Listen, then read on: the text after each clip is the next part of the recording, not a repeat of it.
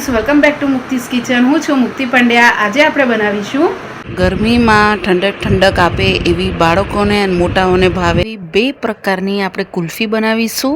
એક કુલ્ફીના મોડમાં બનાવીશું અને બીજી કુલ્ફી આપણે કપમાં બનાવીશું. તો અહીંયા તમે બંને કુલ્ફી કેવી રીતે બનાવશો એ હું બતાવવાની છું અને આ એટલી જ પરફેક્ટ અને ટેસ્ટમાં બને છે. તો પહેલાં આપણે ચોકલેટ કુલ્ફી બનાવીશું. તો એની માટે મારે ગેસ ચાલુ કરીને દૂધ લઈ લેવાનું છે. એક પેનમાં દૂધ અહીંયા તમે પહેલાં ગરમ કરેલું બી લઈ શકો છો અને કાચું દૂધ બી લઈ શકો છો. અહીંયા મેં 500 mlથી 700 ml જેટલું દૂધ લીધેલું છે. એને આપણે મીડિયમ ગેસની ફ્લેમ ઉપર ગરમ કરવાનું રહેશે અને બોઇલ કરવાનું રહેશે. અહીંયા દૂધ તમારું જેટલું હોય એના કરતાં પા ભાગ જેટલું ઓછું થઈ જાય એટલું તમારે દૂધને ઉકાળવાનું રહેશે. તો અહીંયા આપણે દૂધને સતત હલાવતું રહેવાનું અને 7 થી 8 મિનિટમાં દૂધ સરસ ઉકળવા લાગશે. દૂધને અહીંયા તમારે સતત હલાવવાનું. જો હલાવશો નહીં તો દૂધ નીચે બેસી જશે અને તમને કુલ્ફી ખાવાની મજા નહીં આવે. તો આ રીતે તમે સતત હલાવતું રહેવાનું. હવે ત્યાં સુધી અહીંયા દૂધ ઉકળે છે ત્યાં સુધી એક પેનમાં આપણે લઈ લઈશું 3 થી 4 ચમચી જેટલું કોકોઆ પાવડર. અહીંયા જે બજારમાં કોકોઆ પાવડર મળતો હોય છે ચોકલેટ ફ્લેવરમાં, એ આપણે લઈ લેવાનું છે. અહીંયા 3 થી 4 ચમચી જેટલું લઈ લીધા પછી આની અંદર તમારે 2 ચમચી જેટલું કસ્ટર્ડ પાવડર એડ કરવાનું છે. તમારી પાસે કસ્ટર્ડ પાવડર ના હોય તો તમે અહીંયા મિલ્ક પાવડરનો ઉપયોગ કરી શકો છો. કસ્ટર્ડ પાવડર એડ થઈ જાય પછી કોકોઆ પાવડર અને કસ્ટર્ડ પાવડરને સરખી રીતે તમારે મિક્સ કરી લેવાનું છે. હવે આપણે આની અંદર 3 થી 4 ચમચી જેટલું ઠંડુ દૂધ એડ કરવાનું છે. અહીંયા દૂધ તમારે ઠંડુ જ એડ કરવાનું, ગરમ દૂધ એડ નહીં કરવાનું. ગરમ દૂધ એડ કરશો તો આમાં ગઠ્ઠા પડી જશે અને તમને મિક્સ કરતાં વાર લાગશે. એટલે ઠંડુ દૂધ જ તમારે અહીંયા લેવાનું અને એકદમ ગઠ્ઠા ન રહે એ રીતે તમારે મિક્સ કરી દેવાનું છે. આ રીતની તમારી ચોકલેટ ફ્લેવરની પેસ્ટ બનાવીને રેડી કરવાની છે. તમારી પાસે જો કોકોઆ પાવડર ના હોય તો આ સ્ટેજ પર તમે કોઈ બી ચોકલેટ કે ડાર્ક ચોકલેટ કે પછી કોઈ ચોકલેટ સિરપ લઈ શકો છો. હવે અહીંયા દૂધ આપણું ઉકળીને અડધું થઈ ગયું છે. આ રીતે અડધું થઈ જાય પછી ગેસની ફ્લેમ એકદમ જ સ્લો કરી દેવાની તમારે અને સ્લો ગેસની ફ્લેમ ઉપર જે આપણે ચોકલેટ ફ્લેવરનું જે પેસ્ટ બનાવીને રેડી રાખ્યું છે એ આપણે આવી રીતે એક વખત તમારે હલાવી લેવાનું. નાખતા ટાઈમે પહેલાં હલાવ્યા પછી તમારે આને ધીરે ધીરે દૂધની અંદર મિક્સ કરવાનું છે. એટલું ખાસ ધ્યાન રાખવાનું કે દૂધની અંદર મિક્સ કરતા ટાઈમે તમારે ધીરે ધીરે જ એડ કરતું જવાનું અને હલાવતું જવાનું છે. એકસાથે હલાવશો તો દૂધમાં બી ગઠ્ઠા થઈ જશે અને તમને મિક્સ કરતાં વાર લાગશે. એટલે તમારે આવી રીતે હલાવતું રહેવાનું અને એડ કરતું રહેવાનું. આ રીતે દૂધમાં બધી જ પેસ્ટ ચોકલેટ ફ્લેવરની એડ થઈ જાય પછી આને સતત તમારે બીજી 5 થી 7 મિનિટ હલાવતું રહેવાનું છે. જ્યાં સુધી આ ઘટ્ટ ના બને ત્યાં સુધી તમારે આને હલાવતું રહેવાનું છે. અહીંયા આપણે બહુ ઘટ્ટ નથી કરવાનું. તમને એવું લાગે કે હવે આ થોડું જાડું થવા આવ્યું છે તે સ્ટેજ ઉપર તમારે ઘટ્ટ કરવાનું રહેશે. તમે જોઈ શકો છો. અને આજુબાજુમાંથી બી જે આપણે કિનારી ઉપર તરી જામતી હોય એ પણ તમારે અહીંયા આની અંદર લેતું રહેવાનું અને મિક્સ કરતું રહેવાનું. અહીંયા આપણું સરસ ઘટ્ટ થવા આવ્યું છે અને ઘટ્ટ થઈ બી ગયું છે. પછી એની અંદર આપણે 1 કપ જેટલી સાકર એડ કરવાની છે. તમારે અહીંયા ટેસ્ટ પ્રમાણે તમે અહીંયા સાકર ઓછી વધતી કરી શકો છો. મેં 1 થી 1.25 કપ જેટલું અહીંયા સાકર લીધેલી છે. અહીંયા તમને જો સાકરના જગ્યાએ તમારે ખડી સાકરનો ઉપયોગ કરવો હોય તો એને ભૂકો કરીને બી એડ કરી શકો છો. તમે સાકર એડ કરશો અને થોડી વાર પછી તમે જોશો તો આનો કલર ચેન્જ થઈ ગયેલો તમને દેખાશે અને આ રીતે ઘટ્ટ થતું તમને દેખાશે. આ સ્ટેજ ઉપર આવે પછી ગેસની ફ્લેમ તમારે બંધ કરી દેવાની અને તમે જોઈ શકો છો કે ચમચા ઉપર આપણું આવી રીતે થર જામવું જોઈએ. મીન્સ કે આવી રીતે તમને લાગે કે થર જામેલું છે એ સ્ટેજ ઉપર તમારે ગેસની ફ્લેમ બંધ કરી દેવાની અને પછી કુલ્ફીના મિશ્રણને આપણે ગેસ પરથી ઉતારી દેવાનું અને આ રીતનું તમારું બનીને રેડી થઈ જાય પછી આને તમારે કોઈ બી એક વાસણમાં કાઢી દેવાનું રહેશે. આવી રીતે કરવાથી જે પેન આપણું ગરમ છે તો જે કુલ્ફીનું મિશ્રણ છે એ ઓવરકુક નહીં થઈ જાય, એટલા માટે આપણે બીજા વાસણમાં કાઢી દેવાનું. હવે આને ઢાંકીને આપણે ફ્રીજમાં કાં તો પછી રૂમ ટેમ્પરેચર ઉપર આને ઠંડુ થવા દેવાનું છે. ગરમ ગરમ તમારે મોલ્ડમાં નથી નાખવાનું, એટલા માટે આપણે પહેલાં ઠંડુ થવા દઈશું. અહીંયા આપણું સરસ ઠંડુ થઈ ગયું છે, તો હવે આપણે ખોલીને જોઈ લઈએ. તમે જોઈ શકો છો સરસ એવું આપણું ચોકલેટનું તર જામી ગયું છે. અને એક વખત આ રીતે મોલ્ડમાં એડ કરતાં પહેલાં તમારે આ રીતે મિક્સ કરી દેવાનું છે. તમે જોઈ શકો છો આ રીતે મિક્સ થઈ જાય પછી તમારે કોઈ બી મોલ્ડમાં આઈસ્ક્રીમ બનાવવી હોય કે કુલ્ફી બનાવવી હોય એ તમારે આ રીતનું મોલ્ડ લઈ લેવાનું છે. મારી પાસે આ રીતે કુલ્ફી બનાવવાનું મોલ્ડ છે. જો તમારી પાસે ના હોય તો કોઈ બી તમે કન્ટેનરમાં બનાવી શકો છો. આ રીતે મોલ્ડ લઈ લેવાનું. પછી આની અંદર આપણે બધું એડ કરી દેવાનું એક એક ખાનાની અંદર. આટલી ક્વોન્ટિટીથી તમારી 6 કુલ્ફી બનીને રેડી થશે.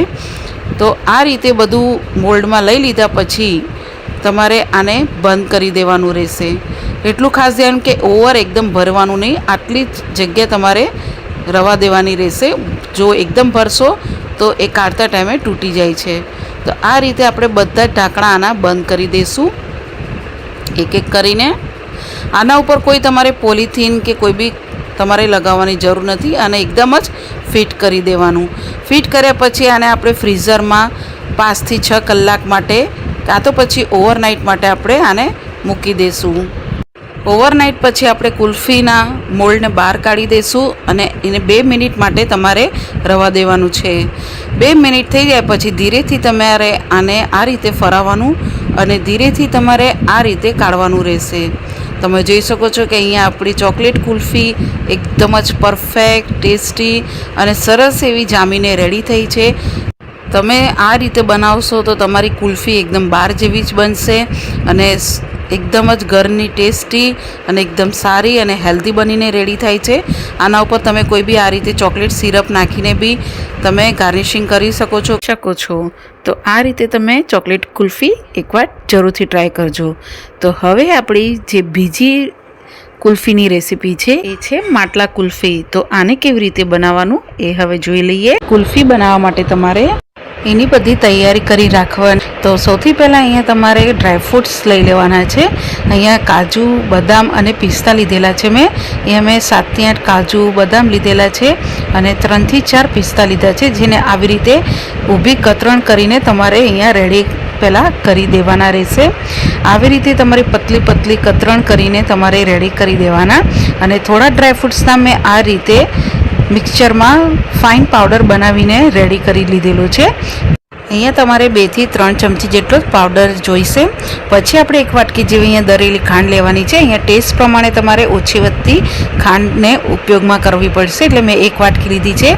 પછી તમારે અહીંયા 2 ચમચી દૂધ લઈને એમાં કેસર આવી રીતે પલાળીને રાખવાનું રહેશે.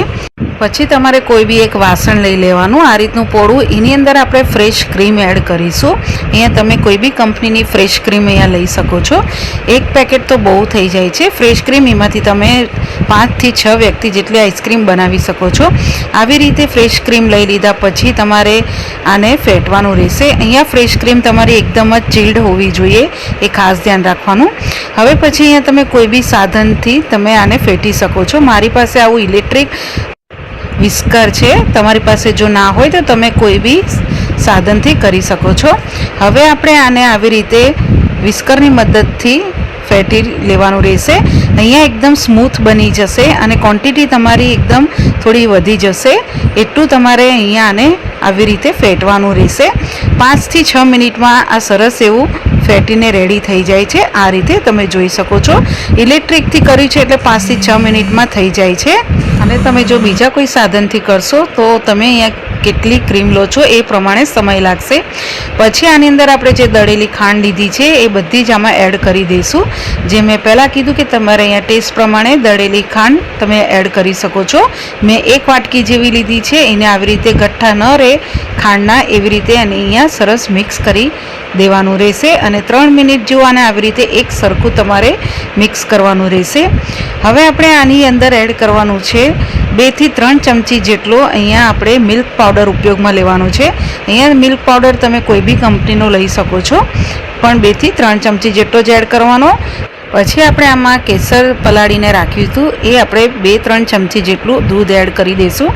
અહીંયા હું કેસર વાળી કુલ્ફી બનાવું છું એટલા માટે મેં કેસર થોડું વધારે એડ કર્યું છે, પણ તમારે જો કેસર એડ ના કરવું હોય તો સ્કીપ કરી શકો છો. હવે એને એક સરખું 1 થી 2 મિનિટ જેવું મિક્સ કરવાનું ને આ રીતે તમારું સ્મૂથ એકદમ જ આઈસ્ક્રીમનું બનાવવા માટે બેટર બનાવી દેવાનું રહેશે. પછી આની અંદર જે આપણે ડ્રાયફ્રૂટ્સને પાવડર બનાવીને રાખ્યો છે એ આપણે 2-3 ચમચી જેવું એડ કરી દઈશું અને થોડાક ડ્રાયફ્રૂટ્સના ટુકડા એડ કરી દઈશું. એને બી આપણે સરખી રીતે અહીંયા મિક્સ કરી લેવાનું રહેશે.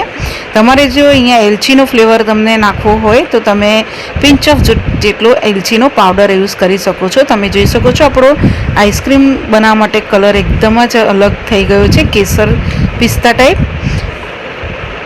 આ રીતે મિક્સ થઈ જાય પછી જેમાં તમારે આઈસ્ક્રીમ બનાવવાની હોય એ તમારે અહીંયા લઈ લેવાનું રહેશે. મારી પાસે આ રીતે માટલા કુલ્ફી કે માટલા આઈસ્ક્રીમ બનાવવા માટે મારી પાસે માટલાના શેપમાં કપ પહેલાંથી જ છે. તમારી પાસે ના હોય તો કોઈ બી આ રીતે કાચનું કન્ટેનર કે પછી એરટાઇટ કન્ટેનર કે પછી આ રીતે સ્ટીલનો ગ્લાસ કે વાટકી જે બી તમારે અહીંયા લેવો હોય તમે લઈ શકો છો. પણ અહીંયા હું માટલા આઈસ્ક્રીમ કે માટલા કુલ્ફી બનાવવાની છું તો હું માટલાનો ઉપયોગ કરવાની છું, આવી રીતે કપના જે ઇઝીલી ડીમાર્ટમાં મળી જતા હોય છે. હવે જે આપણે આઈસ્ક્રીમ બનાવવાનું જે બેટર રેડી કરેલું છે મિક્સર એ આપણે બધું આમાં એડ કરી દઈશું. જેટલું આવે એટલું, મારી પાસે 2 છે એટલું હું 2માં એડ કરું છું. બીજું આપણે કાચના કન્ટેનરમાં એડ કરીશું.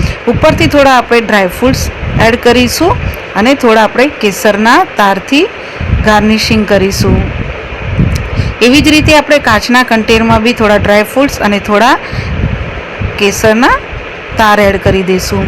આવી રીતે થઈ જાય પછી કોઈ બી પ્લાસ્ટિકનું થેલી લઈને તમારે એનું માપથી કાપીને આ રીતે માટલાના વાળા કપ ઉપર તમારે આવી રીતે ઢાંકી દેવાનું રહેશે અને રબરથી આને સીલ કરી દેવાનું છે, જે તે ખુલી ન જાય અને એમાં કોઈ જાતની હવા ન ભરાય. અને જ્યારે ફ્રીઝરમાં તમે ફ્રીઝ કરવા મૂકો તો આઈસ્ક્રીમની ઉપર આઈસ ક્રિસ્ટલ ન જામે. એટલા માટે આ રીતે કરવું ખૂબ જ જરૂરી છે. નહીંતર જો નહીં કરો તો તમારે આઈસ્ક્રીમ જે બનાવશો એના ઉપર તમારું બરફ જામી જશે અને તમને ખાવામાં મજા નહીં આવે. આવી રીતે સીલ કરી દેવાનું. તમારી પાસે જો પ્લાસ્ટિક ના હોય તો કોઈ બી કોટનનું કપડું છે કે પછી સિલ્વર ફોઇલ છે, જેનાથી બી તમને ફાવે તમે એનાથી કરી શકો છો, પણ કરવું ખૂબ જરૂરી છે. એવી રીતે આપણે કાચના કન્ટેનર પર બી પ્લાસ્ટિકને આવી રીતે એડ કરીને એને ઢાંકણું બંધ કરી દેવાનું. હવે આપણે આઈસ્ક્રીમને ફ્રીઝરમાં સેટ કરવા મૂકી દેવાની છે. તો અહીંયા આપણે 2 માટલા આઈસ્ક્રીમ અને જે આપણે કાચના કન્ટેનરમાં આઈસ્ક્રીમને મૂકી હતી એ ફ્રીઝરમાં મૂકી દેવાની અને 7 થી 8 કલાક માટે કે પછી ઓવરનાઇટ માટે આપણે આને સેટ થવા દઈશું. એવી જ રીતે મેં અહીંયા ચીકુની આઈસ્ક્રીમ, વેનીલા આઈસ્ક્રીમ મેં બનાવીને પહેલાંથી સેટ કરીને મૂકી છે. તમને જો એની રેસીપી જોઈતી હશે તો મેં મારી ચેનલ પર પહેલાંથી બતાવેલી છે, તમે ત્યાંથી જોઈ શકો છો.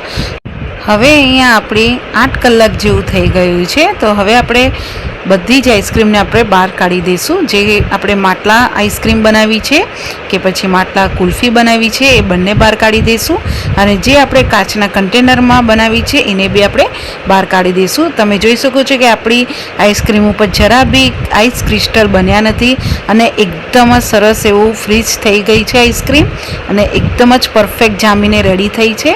તમે જોઈ શકો છો જરા બી આપણા આઈસ્ક્રીમ પર આઈસ ક્રિસ્ટલ નથી. હું તમને કાઢીને બતાવું કેવી બની છે. ઇઝીલી ચમચી નાખવાથી એ નીકળી જાય છે અને એકદમ સ્મૂથ આઈસ્ક્રીમ જેવી બનીને રેડી થાય છે જે રીતે બહાર મળે છે. આ તમે માટલા આઈસ્ક્રીમ કે પછી કુલ્ફી આ રીતે તમે જરૂરથી બનાવજો. એકદમ જ પરફેક્ટ અને એકદમ જ ટેસ્ટી બનીને રેડી થાય છે. કોઈ કહેશે બી નહીં કે તમે આ ઘરે બનાવી છે. એકદમ આ રીતે તમે ગરમીમાં હવે બાળકો માટે કે તમારા માટે તમે ઠંડી ઠંડી કુલ્ફી 2 પ્રકારની તમે ઘરે બી બનાવી શકો છો.